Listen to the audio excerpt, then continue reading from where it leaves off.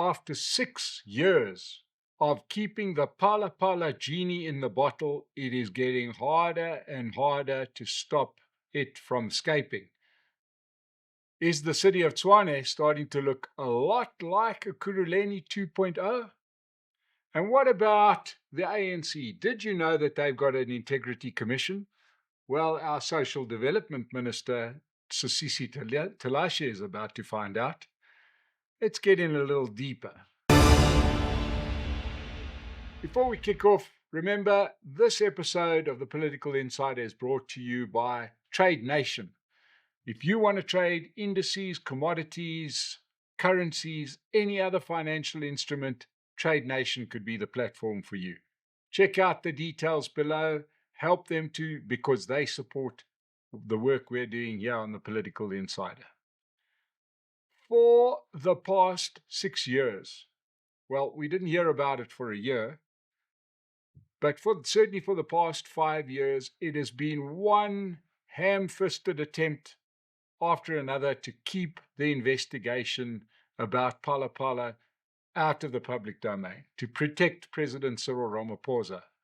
For those of you that only, didn't realize this happened because it happened so long ago, this story is nothing short of a comedy movie. And that is, during the height of the COVID lockdown, money gets paid mysteriously by a cash buyer for buffalo on the president's own game farm. The only difference is this person comes in with a bag full of cash, says, "Yes, some buffalo that I'll buy," and then he forgets to ever go and fetch the what he's bought. So if that's not suspicious enough, there's a question mark as to the value. Eventually, it gets settled on $580,000 that get given to the staff at the Pala Pala farm. And although this can't be verified, and it looks highly unlikely because more money was spent than what that money suggests, but it's conjecture. The money gets stolen. Why? Because the staff decide, no, we don't have to keep money in safes. We'll keep it in a couch under the cushions instead. Now, for years, people have buckled and bent and turned themselves into human pretzels to not get the information out there. The public protector said there was nothing to see here. We had some of our financial authorities to say, the transaction wasn't perfected. The buyer didn't get what he wanted, so therefore, nothing wrong. You don't have to pay taxes. All the stuff that these bodies would say to us if we did exactly the same thing. But there is a report that has just been declassified. And that is a report by the Independent Police Investigating Directive. A beautiful name, just rolls off the tongue. Let's call them IPID, because that's what they're called, because nobody can remember all those other words. IPID are South Africa's version of internal affairs. They are there to investigate the conduct of policemen. So this isn't a look into the crime itself. It's a look into the actions of police involved at the time. And nobody was more involved than the president's own personal police protector, Major General Wally Rhoode.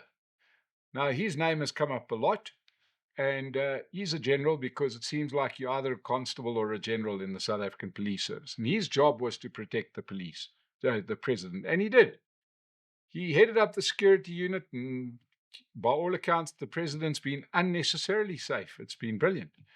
But he also had to moonlight as a bit of an investigator. And now the report has shown that Rhoode, together with a constable, Tulani Rakoto, will face disciplinary charges for the following crimes, or misdemeanors, or whatever you call them: breaking the rules of policing. They concealed the housebreaking and the theft at the farm. They're policemen. They're meant to report it to the police. That's their job. They then used state resources to investigate the president's private business, which was an attempt to go and bring back the money without registering a case. They then found suspects and kidnapped them and interrogated them, all while nothing was registered as a case. They then realized that the people that had stolen the money had crossed the Namibian border. So they went after them and crossed that border unlawfully. They then bribed suspects to conceal that the events took place at Palapala. And then they unlawfully apprehended suspects. They arrested people even though there was no court case.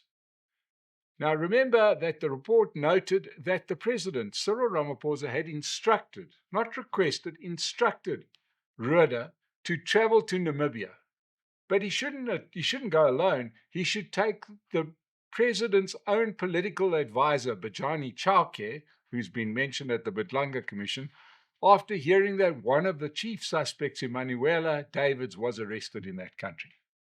So they took a SAP's BMW X5 because what else are the police going to drive in? They are so good that they deserve luxury German sedans.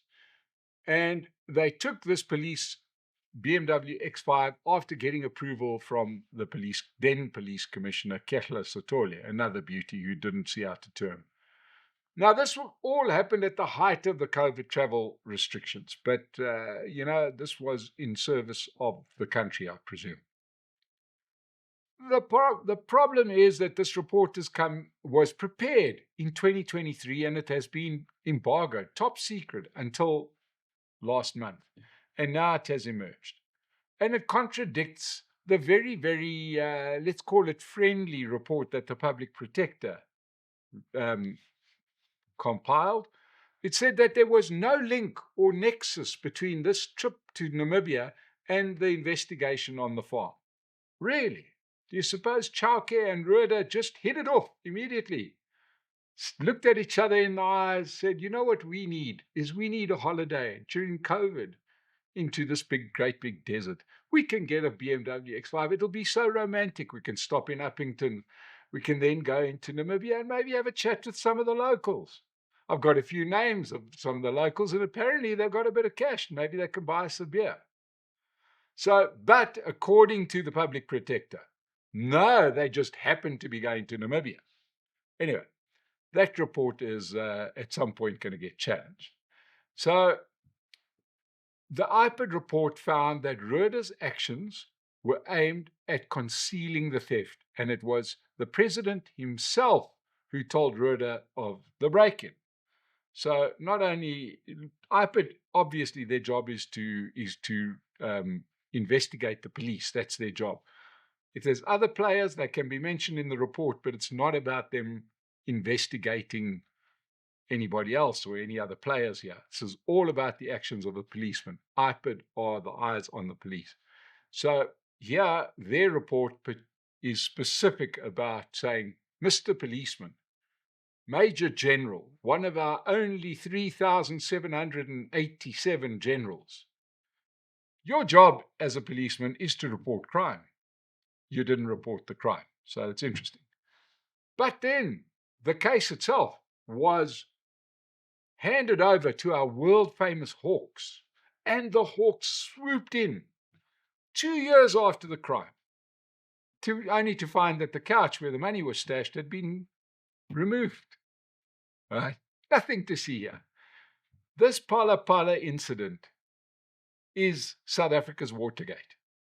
It is the most ridiculous thing, but it is the cover-up that is killing it, right? Because on the face of it, it was a stupid thing. You go, and when it happens, the president is a billionaire, $580,000 is going to sting, but go to the police, say, listen, this thing happened, there were crazy circumstances, COVID, blah, blah, blah, spew out the truth, get a case number, move on, let the police do their work and say hands off. Instead, everybody did a whole lot of things which has just really either been unlawful or really ruined reputations.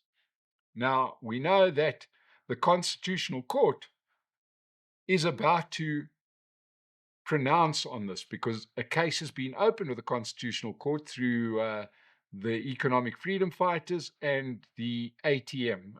There is a party called the ATM. If you're watching from outside of South Africa, I presume you'll watch this for a laugh.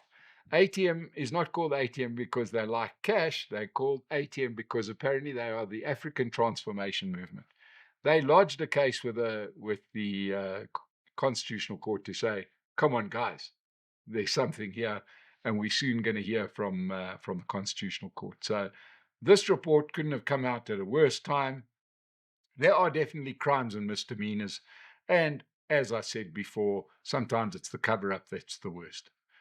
Okay, before we move on, let me remind you that we are going to have another State of the Nation breakfast with Dr. Frans Cronje and Bonsai Shongwe in Sandton on the 6th of May. If you would like to book your place at this wonderful event, go to our website, sona.co.za, book your place, come and join us there to help support these channels that bring this kind of information to you. The Madlanga Commission has now focused its attention firmly on the city of Tshwane, where they heard from the suspended director. Everybody's suspended. We got more suspended people than you've got in a puppet show. And it's a suspended director of the Tshwane Metro Police Department, Tshukudu Malachi, who failed to impress. Yeah, another guy who's kind of walking his way into jail, or talking his way into jail.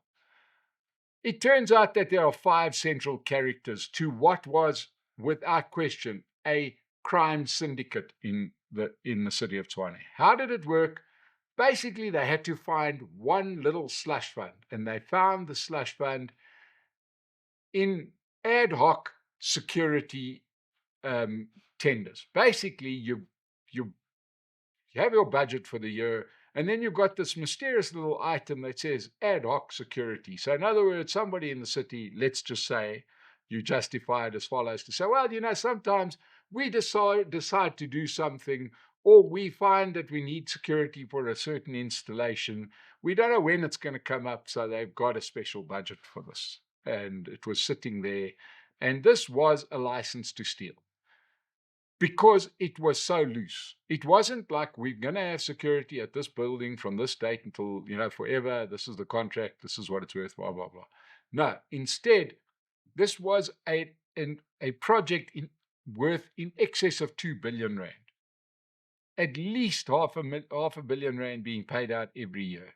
So, and there was absolutely no proof that the service was delivered, or that any service was received in return. And as I said, there are 5 central characters for us to remember here.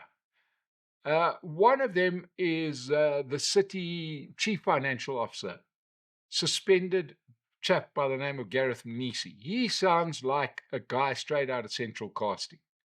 He's got a house worth hundreds of millions of rand. He drives 5 luxury sedans, right? The guy lives better than Paul Mashatile, and he earns a public servant salary. Once again, South Africa has solved economics. We have got these people that can create wealth in their spare time. They earn R1 million or 2 million rand a year and are able to generate hundreds of million rands just on the side, their side gig. Gareth Mnisi, falls into that category. Then there's a Tshwane Metropolitan Police Department Deputy Chief, Umashi Dlamini. This guy seems like a facilitator. There's a Malachi, who was in the seat yesterday, as well as Inspector Alfred Phiri and good old Sergeant Fani Nkosi. He's the guy that blew it out quite all open. Now, Fani Nkosi doesn't work for the city, he works for police, right? He works for the police. But this chap is not just some bumbling buffoon. He is clearly a guy who is able to pull strings, and he uses his persona as this big stumbling fool, as well as his lowly rank, well, he's just a sergeant, to manipulate everything. In this case, his interest in the city of Tshwane was that when they realized that there was a grift here that could make some people of mediocre talent very rich, he got his brother to start a security company and to get some of these tenders. Right, and the big thing relates to a 2016-17 tender for security services to protect unknown assets. But a couple of things come out of this. We have heard from the Tshwane Metro Police Chief, the Metro Police Chief, Yolanda Farrow, and her deputy, Revo Spies. This poor guy left the Kuruleni because it was too dirty and walked into City of Tshwane to find out it was equally dirty. They did try in their own way to rein in the corruption and eventually did turn into whistleblowers. Certainly Revo Spies did. They tried as hard as they could, but it seems like there's a pattern here. The crime carries on regardless of who's in charge politically. It helps to get people in charge politically, but it's not necessary. So this can happen regardless of who is in power. But it does help if you don't have people in charge that are asking questions. So it became important that when the DA was running the city of Tshwane, a DA-led coalition, that they had to be gotten rid of. And that is when the ANC got a couple of parties to flip, most notably Action SA, to get rid of the DA coalition, and they dangled the carrot to Action SA and say, well, you know what, you guys can take over and you can be photographed trying to fix up sewers and all that, and don't worry about this Metro Police tender. We'll take care of that. And it worked. Okay, so now you've got this whole thing. Malachi, in the stand at the commission, claimed that he had nothing to do with tenders, despite the fact that he was involved in the bid evaluation committee and even preparing reports for the chair of the tender committee, which was this guy Gareth Mnisi, the world's second best businessman after the Mashatile family. Now, we've got to remember that there's a political dynamic here, because when Sergeant Nkosi was at the Madlanga Commission and they were going through his messages, he showed a message that had a list of companies that should be considered for these tenders. And I'm going to read this message, which we should get up on the screen now. A message from Umashi Dlamini to Fanny Nkosi saying, "Afternoon, Captain." Guy's a sergeant, but anyway, "Afternoon, Captain. I trust that you are well and your family." Very nice. The above is from the Red Berets.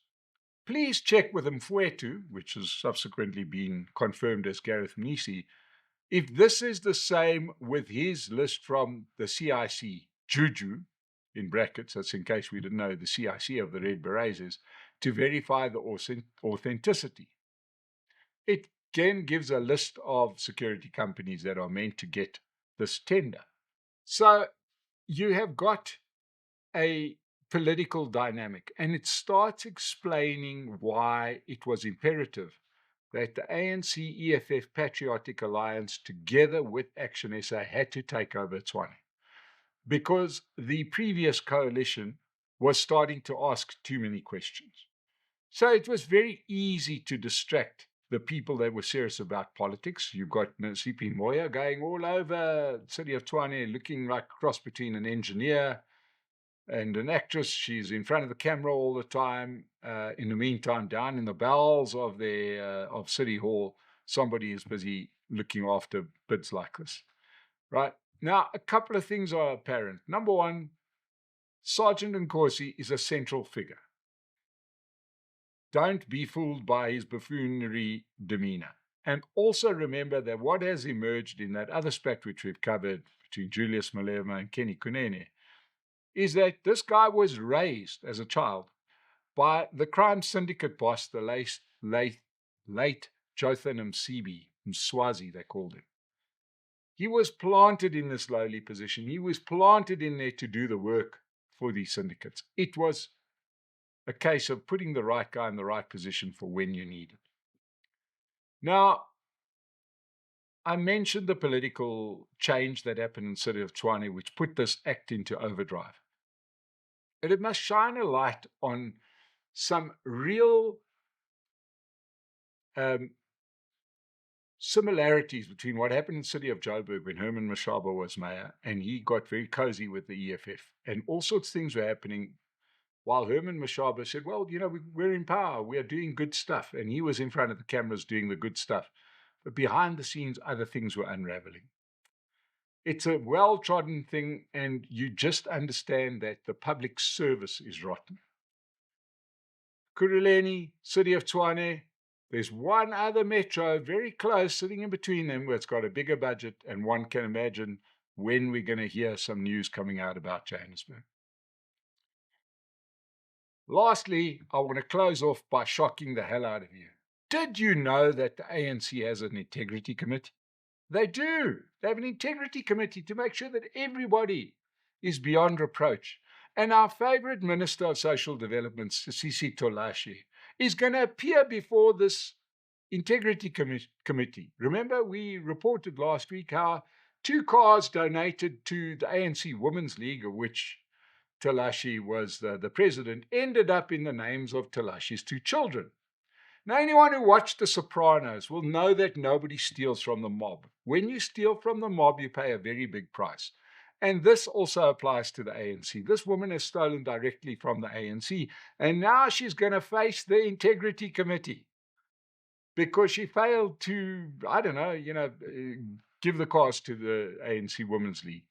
Now, if it was you or I, we did that at our work, it wouldn't be a case of integrity, it would be a case of theft, one would imagine.